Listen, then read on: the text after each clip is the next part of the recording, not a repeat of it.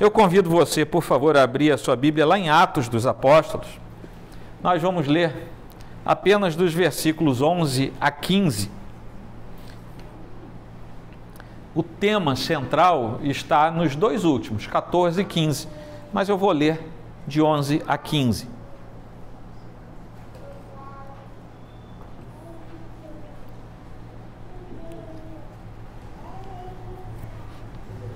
Diz assim o texto da Escritura: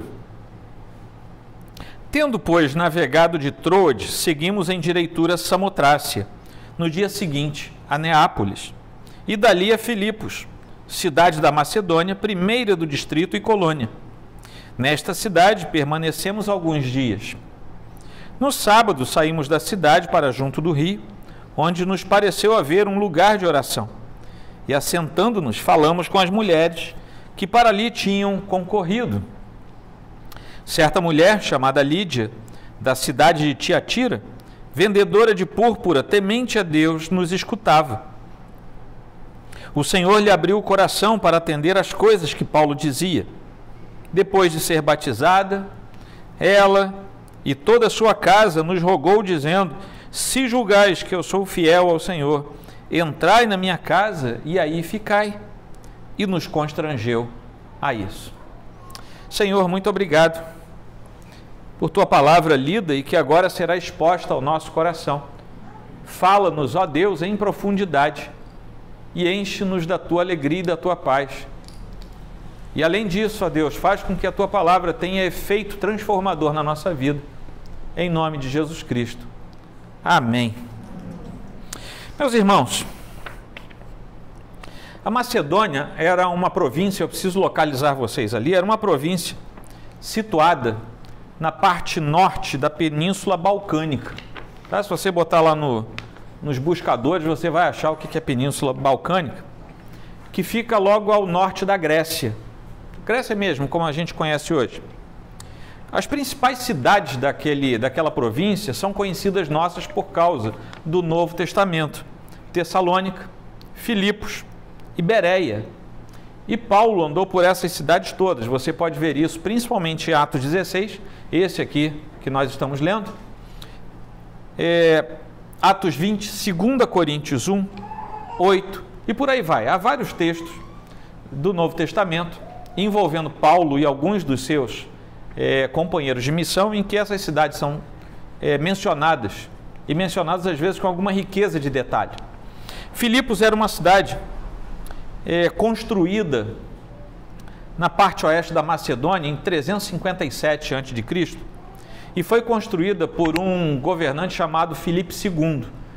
Talvez vocês não reconheçam esse nome, mas vocês vão reconhecer o nome do filho dele, que era Alexandre o Grande. Então Filipe II era pai de Alexandre o Grande, que foi aquele grande conquistador que vocês sabem, né? Pouco ou muito, mas vocês já ouviram falar da história dele.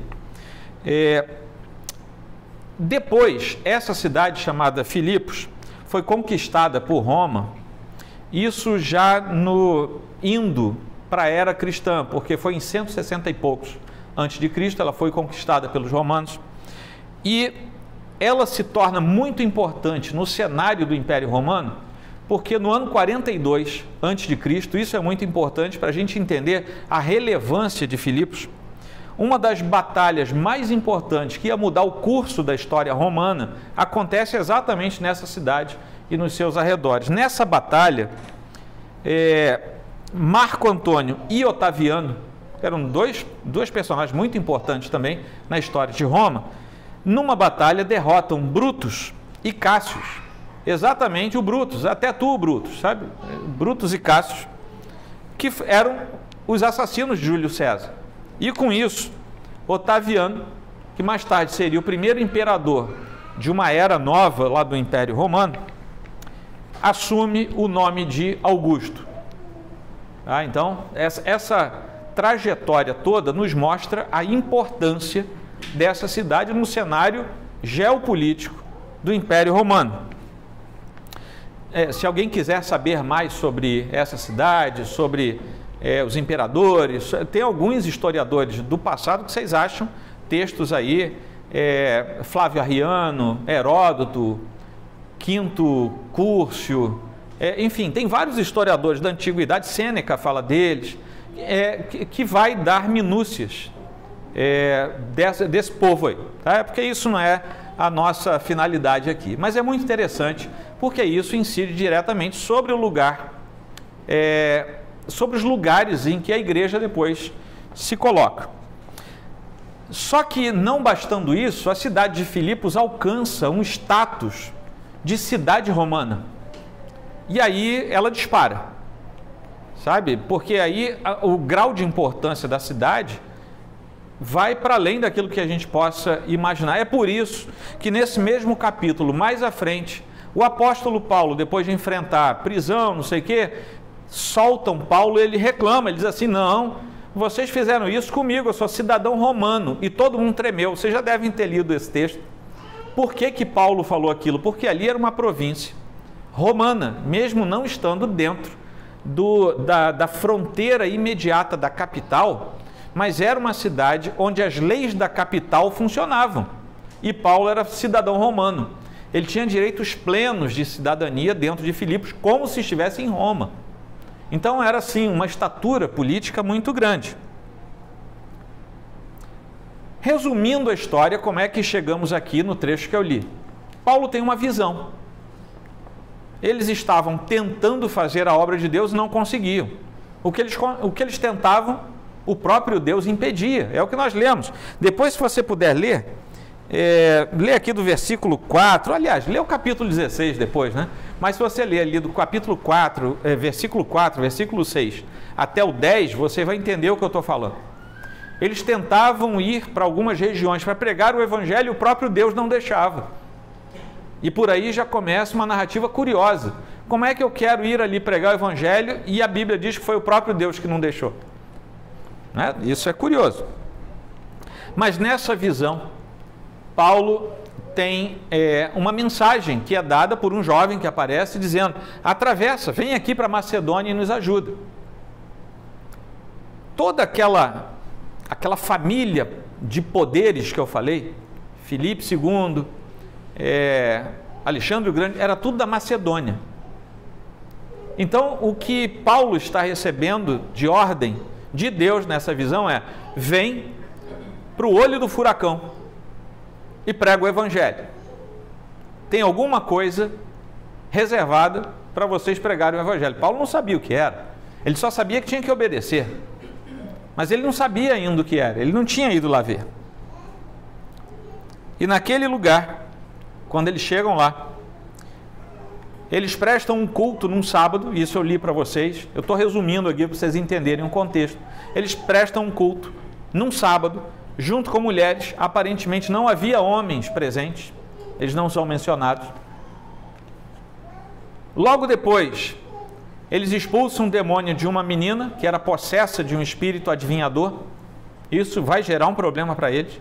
Eles são presos, são castigados, o Senhor os livra. Vem aquele episódio do carcereiro que teme pela própria vida, porque imaginou que eles tivessem fugido, mas o Senhor preserva não só a vida do carcereiro, como a de Paulo e Silas, que estavam presos ali. E esse capítulo termina como um capítulo fantástico na história da implantação da igreja. Filipos foi a primeira cidade da Europa a ouvir a pregação da palavra de Deus. E ali em Filipos foi instalada uma igreja que foi das mais amadas pelo apóstolo Paulo. Ele escreve uma das mais belas cartas depois aos filipenses. Uma carta cheia de alegria. Eu falei para vocês que hoje é alegria. Uma carta cheia de alegria. A tal ponto que a própria carta é chamada de a carta da alegria. Em que Paulo, sob a inspiração do Espírito Santo, não apenas fala de alegria, mas ele dá ordem a respeito de nos alegrarmos e nos alegrarmos no Senhor. Então é uma carta importante que é escrita a uma igreja de suma importância e que foi fundamental na propagação do Evangelho no início da igreja. 3 episódios nesse texto que eu li para vocês nos interessam muito nesta noite. E nós vamos falar sobre eles rapidamente e vamos meditar um pouco naquilo que o Senhor tem para nós. Que Deus abençoe o nosso coração nesta noite. A primeira coisa que eu gostaria para falar a vocês é que os ventos foram favoráveis. Mas não apenas os ventos foram favoráveis. Depois de os ventos serem favoráveis, a mensagem foi favorável. E depois disso, por causa dos ventos favoráveis e da mensagem favorável, corações se tornaram corações favoráveis. E a alegria do Senhor invade aquelas vidas de tal maneira que nós vamos entender a concorrência de tudo que Deus fez, a fim de que aquele povo se alegrasse e se alegrasse no Senhor. Os ventos foram favoráveis, versículos 11 e o comecinho do versículo 12. Tendo, pois, navegado de Troade, seguimos em direitura a Samotrácia, no dia seguinte a Neápolis, e dali a Filipos, cidade da Macedônia, primeira do distrito e colônia. Essa foi a primeira vez que nós vamos ver Lucas usando a primeira pessoa do plural. Pastor, e o que isso tem a ver? É porque até agora Lucas era um pesquisador escrevendo aquilo que ele tinha ouvido das testemunhas e que ele tinha levantado nas pesquisas que ele tinha feito. Então ele começa a escrever para Teófilo lá no Evangelho de Lucas. E ele diz assim: Teófilo, eu vou escrever para você saber direito quem foi o nosso Salvador. Quando ele começa a escrever Atos dos Apóstolos, que é uma sequência, ele também diz: Teófilo, já que você sabe quem é o nosso Salvador, quero que você saiba também o que é a igreja desse Salvador. E aqui, Lucas entra como testemunha ocular dos fatos. É como se ele tivesse pesquisado até aqui, mas aqui ele já era testemunha também. E ele começa a usar a primeira pessoa do plural, e você vai ver a riqueza de detalhes com que ele fala ao coração daqueles que leriam esse texto, inclusive nós, posteriormente. Lá no capítulo 27, no capítulo 28, ele continua falando dessa maneira. Nós somos, nós fomos, nós andamos, nós entramos, nós saímos. E aqui ocorre algo interessante. Por que os ventos eram favoráveis? Porque nós sabemos que a viagem para esse lugar levava aproximadamente 5 dias. Capítulo 20, versículo 6, diz assim: depois dos dias dos pães asmos, navegamos de Filipos, e em 5 dias fomos ter com eles naquele porto, onde passamos uma semana. O normal daquele trecho era uma viagem de 5 dias. Mas vejam bem o que aconteceu. Vamos entender aqui com base no texto. Samotrácia era uma ilha que ficava no meio do caminho. Era uma ilha que não tinha um porto, mas tinha um ancoradouro. E naquele tempo a navegação noturna era complicada, né? Então os marinheiros paravam, ancoravam na ilha, apenas, ninguém descia, eles ficavam ancorados, esperando o dia amanhecer e prosseguiam viagem. Questão de segurança, era só isso. E o texto diz que eles saíram, chegaram a Samotrácia e no dia seguinte estavam em Neápolis. Neápolis já é continente, já é território da Macedônia. E eles chegam lá em 2 dias. E a única explicação que nós temos para isso é que o vento que bateu era um vento extremamente favorável. Não tinha motor de popa não tinha naquele tempo. E os navios comerciais não andavam sob o remo dos escravos. Era vela. Chegam eles a Neápolis. Pegam a Via Ignácia, que era uma estrada muito importante, que cruzava pela Macedônia. Tinha uma extensão de cerca de 600, 650 quilômetros, que até hoje existe, viu, gente? Essa estrada até hoje existe. Os romanos eram bons construtores. Se o BRT andasse por ela, não tinha problema até hoje. Pegam a Via Ignácia e andam cerca de 6 horas e chegam à cidade de Filipos. A explicação que nós temos é que Deus, aquele Deus que ordenou que eles fossem até Filipos, promoveu os meios para que eles chegassem lá. O mesmo Deus que impediu que eles fossem pregar num lugar, envida todos os esforços naturais e não naturais, a fim de que eles cheguem o mais depressa possível onde Deus de fato queria que eles estivessem. Deus tinha seus planos estabelecidos e exatamente por isso Ele próprio, Deus, estava agindo naquele momento. Deus havia enviado uma mensagem clara ao apóstolo Paulo de que ele deveria ir até a Macedônia, ajudar as pessoas da Macedônia, porque esse era o clamor: atravessa a Macedônia e ajuda-nos.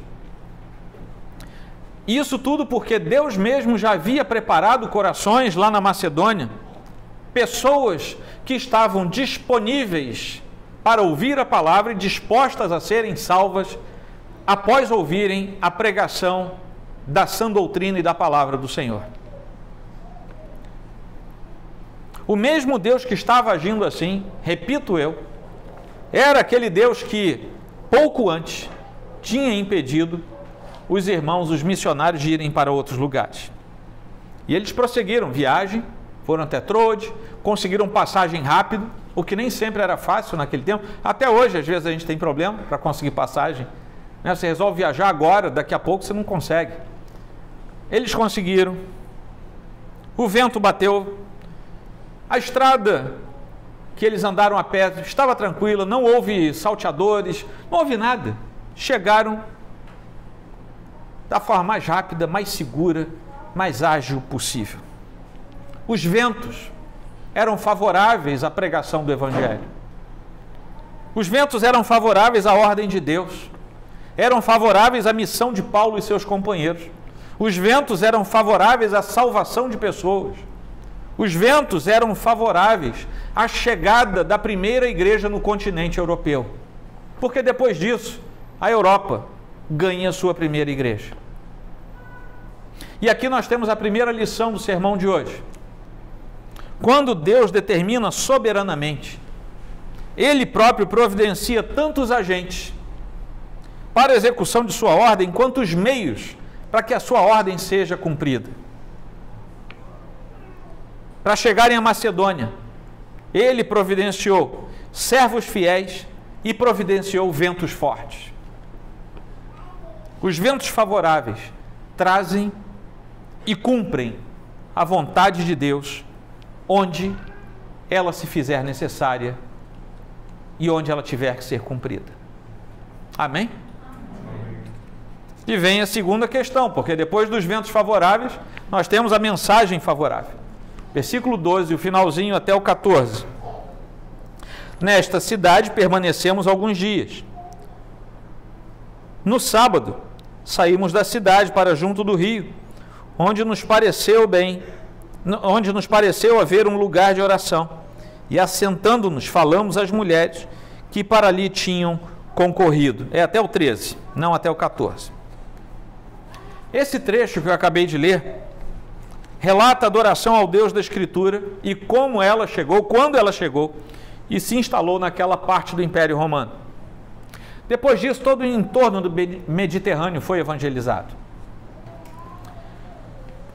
Como eu falei para vocês, eles chegaram ali mais rápido do que imaginavam e Paulo e seus companheiros ficaram ali alguns dias. Você leu aqui. Alguns dias não quer dizer 4 ou 5 dias, não. Quer dizer um bom tempo, um tempo necessário para que a obra de Deus acontecesse ali segundo a vontade de Deus. Tá? É uma expressão do texto original que significa alguns dias, literalmente, porém alguns dias prolongados. Não é aquela coisa de chega hoje e daqui a 4, 5 dias vai embora, não. A descrição do tempo não é o interesse de Lucas aqui, mas era o relato daquilo que acontece no primeiro sábado em que eles estiveram naquela cidade de Filipos. Era isso que Lucas queria nos contar, e agora ele nos conta tendo testemunhado ocularmente o que estava acontecendo ali naquele lugar. Ele vai então relatar a experiência que os missionários tiveram naquele primeiro sábado em Filipos.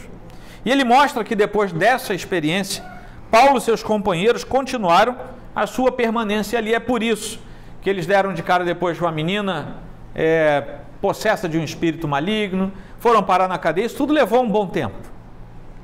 Não era uma cidade com muitos judeus. E aqui há um dado curioso, porque a primeira cidade, Paulo e os missionários chegavam no lugar, a primeira coisa que eles faziam era procurar uma sinagoga, porque Paulo tinha credenciais para falar numa sinagoga. Então ele procurava logo uma sinagoga. Só que não havia sinagoga em Filipos, provavelmente não havia. E havia uma lei rabínica que dizia que só poderia haver uma sinagoga numa cidade com pelo menos 10 famílias de judeus, de fato judeus. Ou seja, tinha que haver 10 famílias com os chefes dessas famílias vivos. Ou seja, 10 famílias de judeus com os 10 maridos, pais vivos. Se um deles morresse antes da sinagoga começar, tinha que esperar mais uma família aparecer. E nesse caso aqui, como eles não foram para a sinagoga, é muito provável que não houvesse judeus na cidade. As condições de Filipos, então, eram adversas. Se chegar lá foi fácil, o começo lá teve que driblar alguns pedaços de dificuldade, porque não havia homens judeus mencionados, certamente não havia sinagogas. Isso talvez fosse porque em 49 a.C., o imperador Cláudio tinha mandado expulsar todos os judeus de Roma. E é muito provável que Filipos, como copiava tudo de Roma, porque era uma cidade com status de Roma, tivesse também mandado expulsar os judeus da cidade. É por isso que eu falei para vocês que lá no versículo 20 desse capítulo, Paulo traz para si o direito da cidadania romana. E levando aos pretores disseram: estes homens, sendo judeus, perturbam a nossa cidade. Quando Cláudio expulsa os judeus de Roma, ele expulsa dizendo que eles perturbavam a cidade. E eles aqui usam algo muito parecido com o decreto do imperador Cláudio. Mas depois disso, Paulo e seus companheiros, não se intimidando, vão procurar um local onde eventualmente alguém se reunisse para adorar a Deus. E ao buscar esse local, eles saem da cidade. A cidade era hostil. Eles saem da cidade e vão até a beira do rio. Estando fora da cidade, estariam fora dos olhos romanos que buscavam judeus. E por que eles foram procurar na beira de um rio? Porque toda vez que os judeus se reuniam para louvar a Deus, eles tinham que praticar um rito de lavagem cerimonial. Então eles precisavam de um curso de água, porque eles não tinham uma sinagoga, eles não tinham os apetrechos da sinagoga, eles precisavam ir para algum lugar, e eles certamente pensaram nisso e foram procurar perto de um rio. E acharam aquelas mulheres que estavam em oração. E aqui já tem mais uma lição. A gente não viu ainda Deus agindo, a melhor coisa que tem que fazer é parar num canto e ficar orando, porque Deus vai atender a oração dos santos. Aquelas mulheres não sabiam que Paulo estava chegando, mas elas estavam em oração clamando ao Senhor e dedicando a sua vida ao Deus que elas conheciam, que ainda não era o Deus da Escritura como nós conhecemos. Quando Paulo chega lá, diz o texto que elas param de orar e quiseram ouvir a palavra de Deus. Elas tinham sede de ouvir algo que ainda não conheciam, porque elas conheciam Deus em parte. Elas conheciam Deus por terem se tornado prosélitas do judaísmo. Elas conheciam o Deus de Abraão, de Isaac e de Jacó, mas ainda não conheciam o Deus, Cristo encarnado, morto e ressuscitado. No Novo Testamento, isso costuma ganhar o nome de pessoas piedosas. Então, quando está lá, os crentes se reuniam na igreja e também havia pessoas piedosas. Eram pessoas ligadas religiosamente ao judaísmo, tinham seu coração posto na devoção a Deus, mas ainda não conheciam Jesus Cristo como seu único e suficiente Salvador. E aqui, mais uma vez, nós temos a ideia de um grupo pequeno, em oração, recebendo aquilo que Deus tinha a ministrar. E Deus age poderosamente no meio daquele grupo, mesmo pequeno, mesmo sem lugar adequado. O lugar deles era infinitamente menos adequado do que o nosso aqui hoje. Estavam na beira de um rio. Eu me lembro quando eu era pequeno, lembro não, gente, eu tenho que ser honesto, eu vi foto, eu não lembro, né? Eu era pequeno demais. Mas eu já vi foto, eu desse tamanhozinho, do lado do papai, que era alto, era mais alto que eu, não tanto quanto o reverendo Renato, mas era mais alto que eu. Uma árvore grande e aquele monte de irmão lá em cima nos Andes, e o papai fazia um culto lá a cada 15 dias. Saía de casa, a gente andava muita coisa, e tinha um culto lá. A igreja daquele lugar era embaixo daquela árvore. Eu tenho uma foto desse tamanho, eu não sei porque que foto antiga, preto e branco, é desse tamanho, né? Eu não sei por que isso, mas era assim. Mas o amor de Deus estava sendo derramado sobre aquela cidade através da pregação do Evangelho.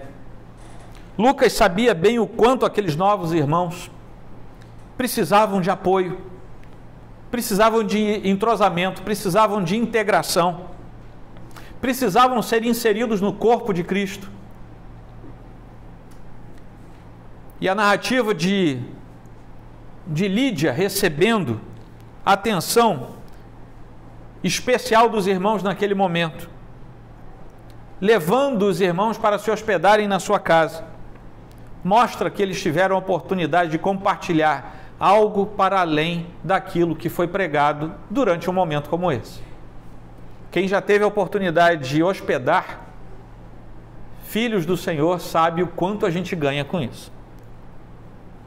E você gastar horas conversando sobre as coisas do Senhor enriquece a nossa alma. E isso aconteceu com aquela irmã, com Lídia, e com a sua família.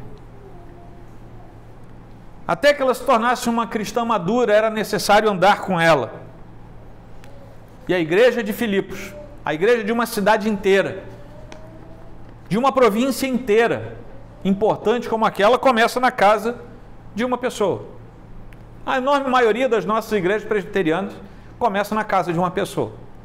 Não é verdade ou não é? Quem aí é presbiteriano sabe disso. É uma tradição que a gente mantém. A gente não tem nada contra sair, plantar, é porque acontece entre nós, tá? A igreja de Filipos começa com Lídia, com uma pessoa que tinha sido endemoniada, com mais algumas mulheres e com um carcereiro arrependido. Olha só, a igreja de uma das mais importantes cidades do Império Romano começa basicamente com essas 4 pessoas e mais alguns membros de famílias. A pregação do Evangelho verdadeiro resultou na formação de uma igreja viva, que mais tarde seria muito próxima, muito querida mesmo do apóstolo Paulo. Depois, se você conseguir ler Filipenses 1, de 3 a 11, você vai ver como o apóstolo Paulo amava aquela igreja que estava na cidade de Filipos. A mensagem era favorável e os corações dos eleitos naquele lugar estavam para ser convertidos ao Senhor, tornando-se de corações ainda esperançosos, em corações alegres por causa da presença de Deus dentro deles e não apenas nos ritos que eles já tinham conhecido. E esse é um tema recorrente na igreja de Filipos. Tanto é verdade que é um tema recorrente na carta que depois, anos depois disso aqui, Paulo vai escrever para aquela carta, para aquela igreja. Alegria no Senhor. E aqui nós temos a segunda lição. Quando Deus faz a mensagem chegar aos corações daqueles que serão salvos, eles se constrangem. Esses corações não aguentam, eles se constrangem, são quebrantados e recebem dentro de si a alegria que é proveniente do Senhor Deus. Para essa realidade, Deus mesmo providenciou a oportunidade ímpar para que o evangelho fosse eficazmente ouvido e recebido naquele lugar e por aquelas pessoas. A mensagem favorável é o meio pelo qual a alegria do Senhor chega até nós. É por isso que a igreja tem que pregar, e pregar uma mensagem que seja favorável. E não vamos nos intimidar, porque quando nós formos pregar a mensagem que é favorável, Deus já terá providenciado um vento favorável para que a nossa mensagem seja favorável. Porque é tudo dele. Nós somos apenas instrumentos para essa história. Amém, meus irmãos?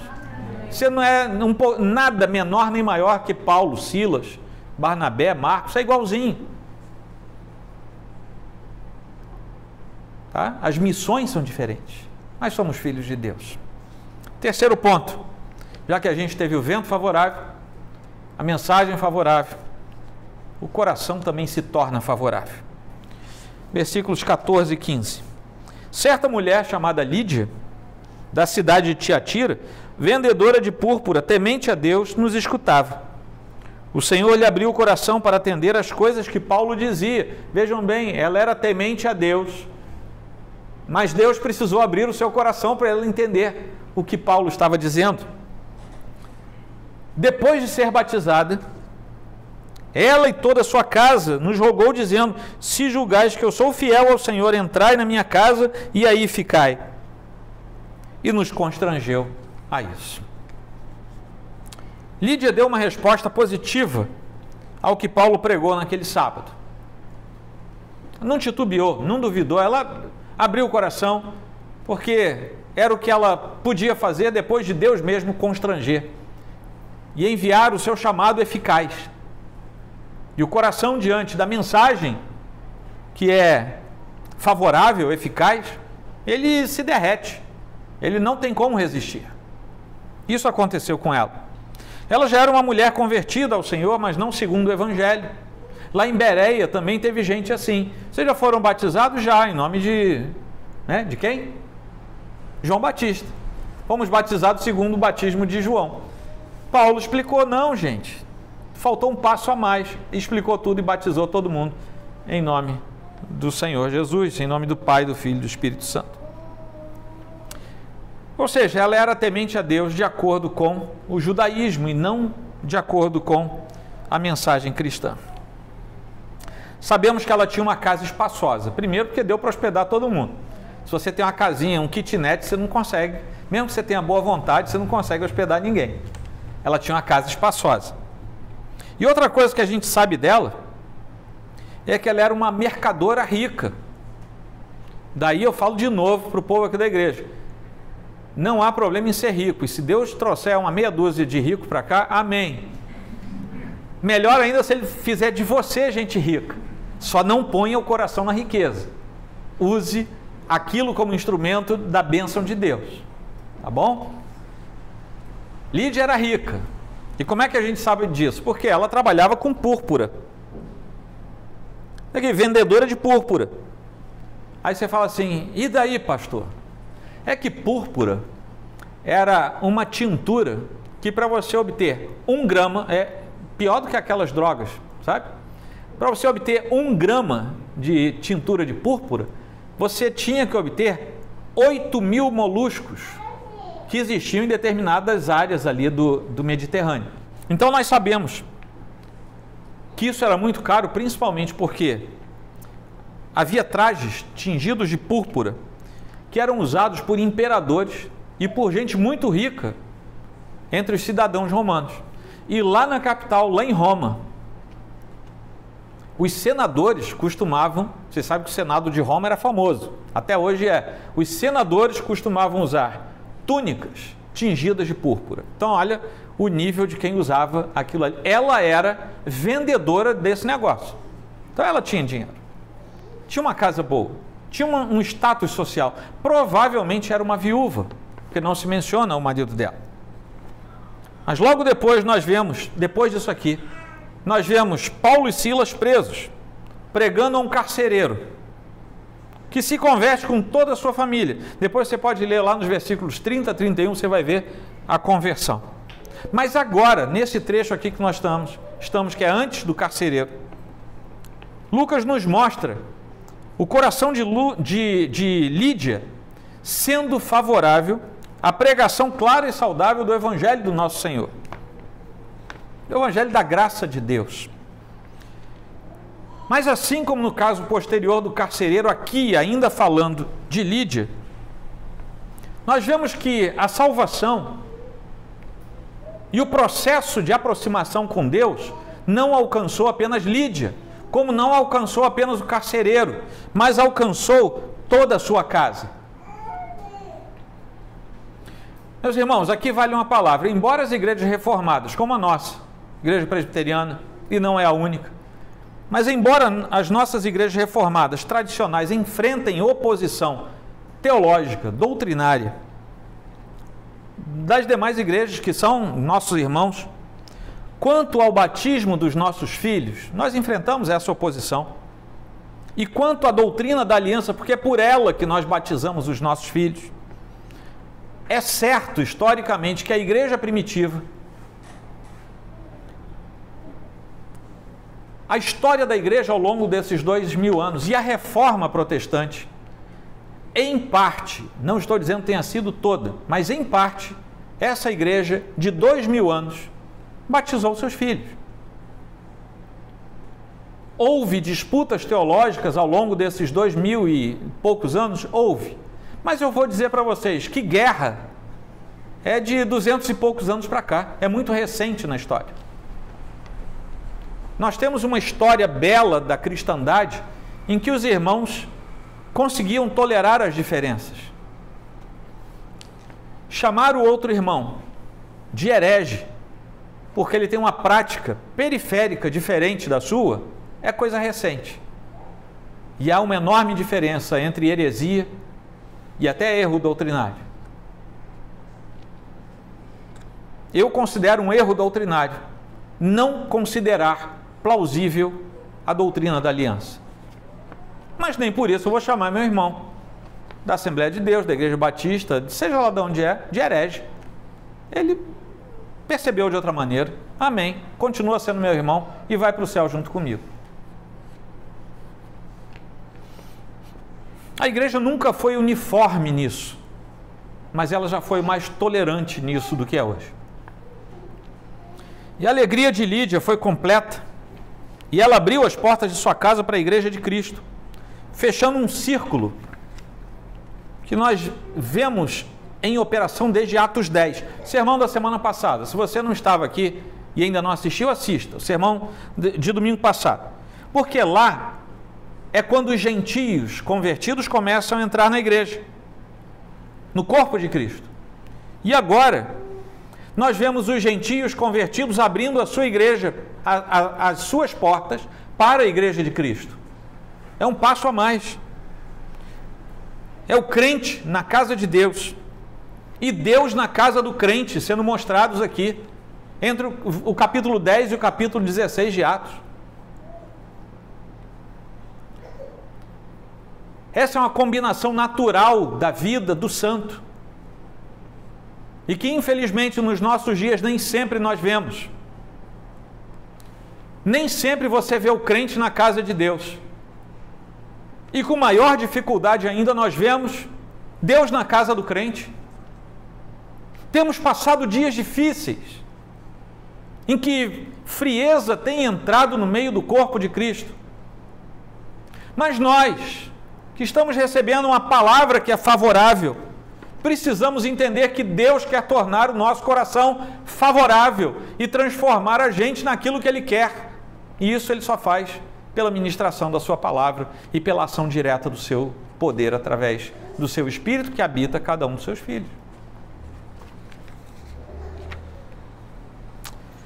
E aqui chega a lição número 3. Quando Deus transforma o coração do ser humano num coração favorável, o resultado disso é uma reviravolta total. Deus ajeita a vida da pessoa para além da salvação. A salvação é a coisa mais importante. Mas Deus ajeita a vida dessa pessoa para além da salvação, tocando os demais aspectos da sua vida. Quem é salvo não apenas passa a ser salvo, ele é salvo, ele é liberto, ele é construído, ele é refeito. Vai para além. A alegria se espalha. A alegria começa dentro do salvo e se espalha. Se você conhece um crente que só abre a boca para murmurar, onde ele está existe tristeza, penúria, desgraça, decepção, não é crente. Ou é um crente remendado que precisa da graça de Deus. Eu conheço um irmão, já falei isso para vocês aqui, eu conheço um irmão, que se você falar para ele assim, vou usar a Rafaela, que é minha filha, de exemplo, tá? Ninguém falar que eu estou falando. Se você chega para esse irmão e fala assim, sabe a Rafaela? Imediatamente ele fala, olha, que pessoa maravilhosa. Se você estava afim de falar mal, já era. Você não tem mais chance de falar mal.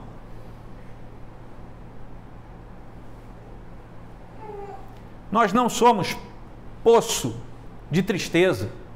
Dentro de nós tem que haver uma água renovada da alegria do Senhor. E essa alegria, além de ser a nossa força, tem que ser contagiante para quem está ao nosso redor. A alegria se espalha. A família é contagiada por essa alegria. Ah, mas fulano, meu pai, minha mãe, não sei quem, ainda não se converteu. Azar, mas leve a alegria do Senhor até aquela vida e deixe que Deus faz o resto. E com detalhe, não seja chato. Alguns são convertidos, outros não, mas são amparados pela aliança, porque crendo ou não na doutrina da aliança, ela é verdadeira, ela está na Escritura. As pessoas são tocadas pela aliança que vem sobre nós. É por isso que todas as famílias da terra seriam benditas em Abraão. Não precisa fazer parte de Israel. Vai ser bendito por causa da aliança com Abraão. Quem estiver perto de nós tem que ser bendito do Senhor, bendito no Senhor, porque está perto de alguém que é aliançado com Deus. A gente precisa transbordar isso. Todos, de alguma maneira, são alcançados pelo Senhor. Em alguma medida são alcançados pelo Senhor. Amém? Vou trazer para vocês uma pequena nota de doutrina, que eu toquei num ponto aqui que eu preciso esclarecer antes de aplicar. No versículo 15, nós lemos aqui, depois de ser batizada ela e toda a sua casa. Isso é um dos textos que gera mais, uma das traduções que gera mais contenda entre a formulação batismal no meio evangélico, depois desse tempo que eu falei para cá. Uma das razões disso são os problemas de interpretação e de tradução. Esse texto aqui, nós temos um apreço muito especial por fragmentos que nós chamamos, fragmentos na língua original, que nós chamamos de textus receptus. Tá? São textos que são tidos como sendo mais próximos dos textos originais. O que nós temos aqui é que, particularmente, eu fui pesquisar, dentro dos textos receptus há vários fragmentos e várias origens. Tem um que se chama textus apatribus receptus. E nesse texto existe uma partícula grega que tornaria a tradução que está assim, ela e toda a sua casa, a tradução, por causa dessa partícula, deveria ser ela e toda a sua casa, cada um individualmente. Isso faz uma mudança muito grande. É uma palavrinha de 3 letras no grego que faz essa mudança toda. Isso é muito relevante, porque isso para nós completa e reafirma a nossa convicção doutrinária. Porque alguns dizem assim, não, isso quer dizer a representatividade. Não, não quer dizer a representatividade. É a individualidade se chegando para a aliança com o Senhor. Nos ajuda a entender a conexão da alegria no Senhor com o fato de toda a família individualmente, particularmente, estar sob a aliança do Senhor. É a mesma aliança bendita no Senhor, que está sobre mim e sobre meus filhos, desde que eles nasceram. Sobre mim e sobre os filhos de vocês que eu batizo, desde que eles nasceram, desde que eles foram batizados. Ainda em vida usufruímos dessa alegria.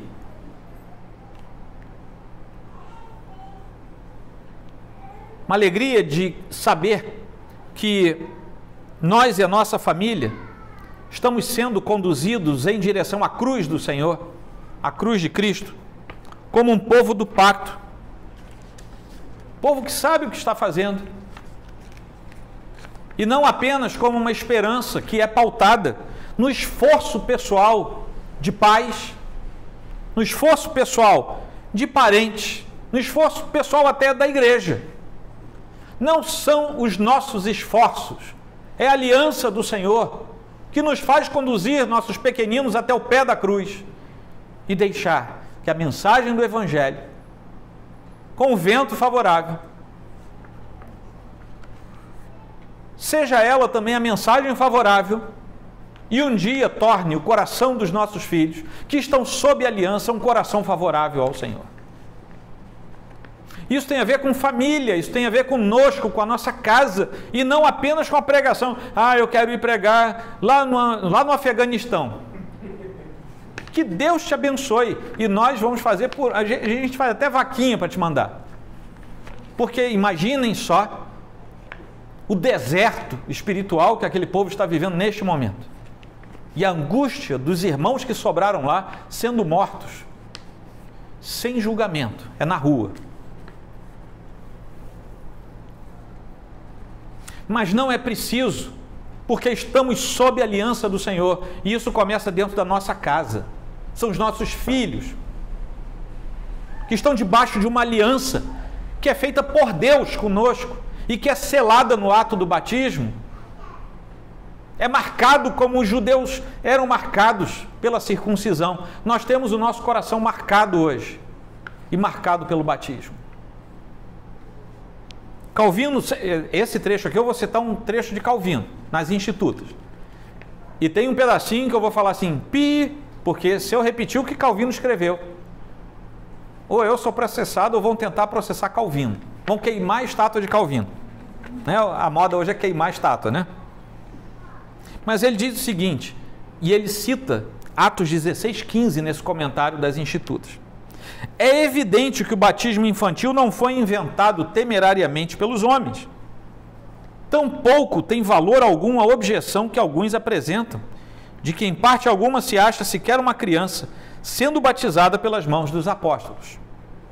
Pois, embora isto não seja expressamente narrado pelos evangelistas, todavia, visto que elas não são, por outro lado, excluídas, sempre se faz menção de alguma família batizada. Acabei de fazer.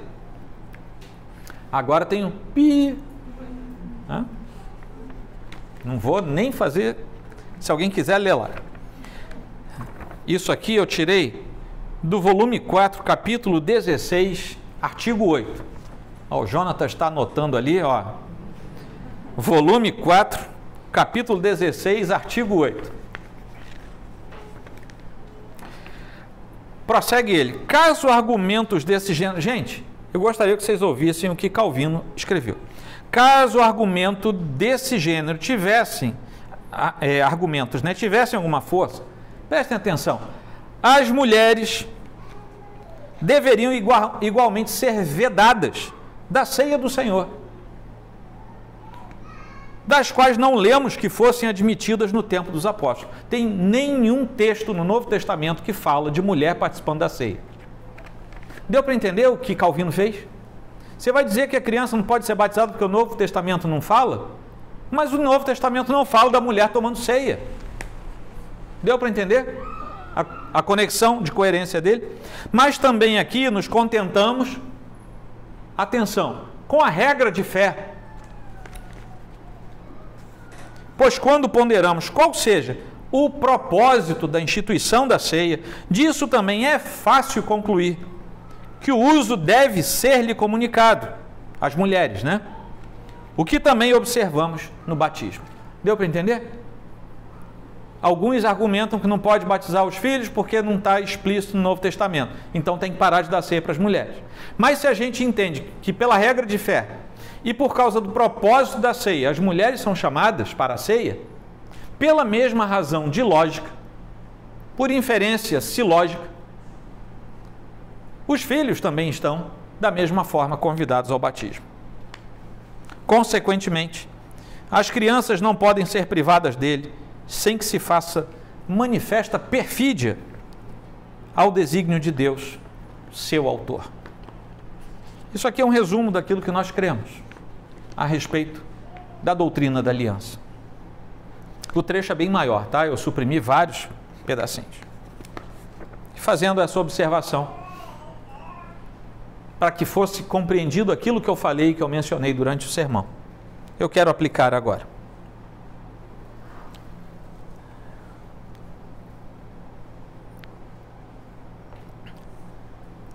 Você precisa que Deus lhe abra o coração. Isso por 3 motivos nesta noite. É para a vida toda, mas esta noite, por causa daquilo que falamos, por causa de 3 coisas favoráveis a você nesta noite. Os ventos favoráveis, os mesmos pontos do sermão. A mensagem favorável e o coração favorável. Eu e você precisamos que Deus nos abra o coração. Porque foi isso que nós lemos aqui. O Senhor lhe abriu o coração. Isso Deus fez com Lídia. Ele precisa fazer todo dia com Joel e todo dia com cada um de vocês. Talvez Deus já tenha aberto o nosso coração, o meu e o seu, para a salvação. Mas todo dia nós precisamos ter o coração aberto, porque não estamos completos até o dia que o Senhor nos levar para dentro dos portais celestes. Aí seremos completos. Hoje não. Os ventos favoráveis, as coisas não acontecem por motivos alheios à vontade de Deus. Meus irmãos, nada acontece sem que Deus permita que aconteça. Nada. Nada. Absolutamente nada. Deus continua sentado em seu alto e sublime trono, de onde governa o mundo, de onde controla o mundo na palma da sua mão. Deus é regente do universo. Ele não é apenas criador, ele não é apenas dono, ele governa tudo e todas as coisas. Nada acontece à revelia do seu poder. E ele está trabalhando em favor dos santos. E aqui é que é gostoso a gente pensar no que Deus faz. Ele está trabalhando em favor dos santos todo o tempo. Todo o tempo. Sem descansar, porque ele não precisa descansar. Aliás, o Salmo diz que a gente dorme tranquilo porque o Senhor continua trabalhando por nós. É isso, ele não para. E ele está trabalhando a seu favor hoje. Você que está aqui, você que me ouve, Deus está trabalhando a seu favor hoje e vai fazer isso até o final da sua vida. Isso tem a ver com os ventos favoráveis que ele manda sobre mim e sobre você. Você pode não saber, você pode estar como Lídia sem saber que Paulo vai chegar. E você pode ser Paulo que não sabe onde vai parar. Mas se Deus está enviando vento favorável, você vai chegar no lugar certo. E quando chegar lá, Deus vai fazer o que Ele quer. E Ele vai fazer dessa maneira até o último dia da nossa vida.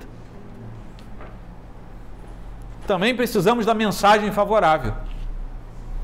Aliás, todo domingo a gente se reúne esperando uma mensagem favorável. Tristes aqueles que vão para lugares em que as mensagens não são favoráveis, perdendo seu tempo. Que o Senhor tenha misericórdia. Mas há momentos na vida, prestem atenção, há momentos na vida em que nós precisamos parar de falar e apenas escutar. Nós precisamos parar de falar e apenas escutar. Lídia era uma mulher ativa, uma empresária. Devia ficar com 2, 3 celulares na mão o tempo todo. Mas lá na beira daquele rio, quando ela estava orando, em algum momento da oração, Ela olha e tem alguns homens aparecendo. E diz o texto que ela parou tudo para ouvir a palavra do Senhor. Há momentos na nossa vida que é tempo de calar. Porque se a gente continua falando, a gente não ouve o que Deus está falando para a gente. É tempo de silenciar. Tempo de ouvir e não fazer nada mais além de ouvir. Ouvir a voz de Deus no coração. Seja a voz da salvação, seja a voz do conserto. Ouvir a voz de Deus. E a voz de Deus no coração é contundente. Ela constrange. O fato é que enquanto a gente não se assentar como Lídia, em oração, simplesmente para ouvir Deus em nosso coração, os ruídos desse mundo vão continuar perturbando e impedindo de ouvirmos a clara mensagem favorável do Senhor. Amém? Terceiro, o coração favorável. E aí a gente entende que não adianta saber que Deus faz e que a mensagem já foi dada. Não adianta saber isso. Isso é apenas cognição, não adianta.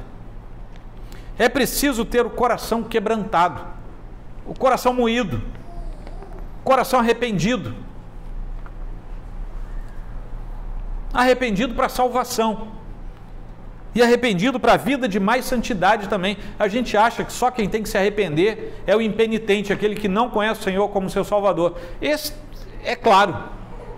Mas eu e você precisamos nos arrepender dia após dia, porque nós agimos como se não conhecêssemos Deus em parte considerável da nossa jornada.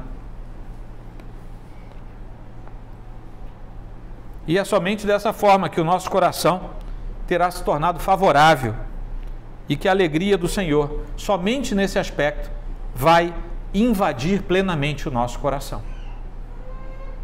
Amém? Encerrando aqui, um coração favorável vai conduzir você a ter um relacionamento real com o Deus da Escritura. Para isso, é preciso ter o vento, a mensagem e o coração. Um coração favorável deverá levar você a ter um novo nível em seu relacionamento com Deus. Crente que é a mesma coisa há 20 anos está errado. Não existe. A gente tem que crescer. Dia após dia até chegarmos à estatura do varão perfeito. Ou você cresce, ou você vai ser um anão espiritual. E é exatamente o coração favorável que nos leva a crescer espiritualmente.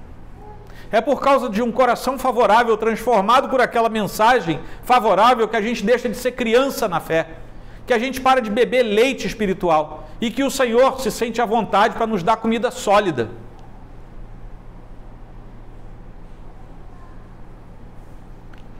Um coração favorável deverá levar você a conduzir a sua família, e cada um individualmente, até a família da aliança. Aliança com o Senhor, o pacto com o Senhor. Gente, isso é muito profundo. Se todo mundo entendesse o que a Bíblia fala sobre isso, a igreja de Cristo seria mais alegre, seria mais viçosa. Um coração favorável deverá levar você a ir com sua casa até a igreja e também a levar a igreja até a sua casa. E finalmente, um coração favorável deverá levar você a desfrutar de alegria ímpar com a sua família em aliança com Deus. Amém?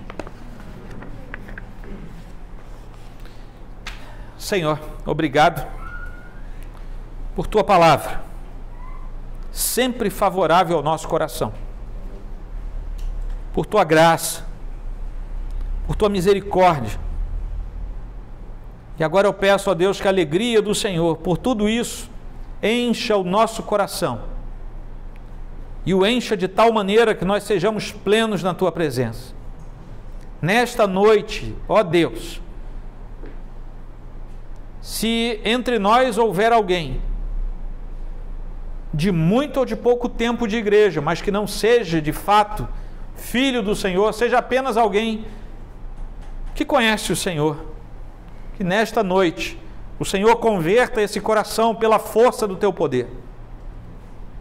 E quanto a nós, Senhor, aqueles que já se entregaram de coração ao Senhor, que nesta noite a tua alegria seja renovada pela santidade, pelo crescimento no Senhor, pelo argumento espiritual dentro do nosso coração. E ajuda-nos, ó Deus, a levar o nosso pensamento prisioneiro até o pé da cruz e ali deixar todos os nossos senões, porque juntamente com eles ficará também todo o fardo que carregamos, e que saiamos leves, que saiamos alegres, que saiamos felizes na presença do Senhor, e que Deus renove a nossa força, o nosso vigor, renove a nossa família, renove o nosso ministério, renove a nossa igreja, renove a nossa casa, para a honra e para a glória do Senhor, que nesta noite nos trouxe até aqui para ouvirmos desta palavra. E é em nome de Cristo que oramos. Amém e amém.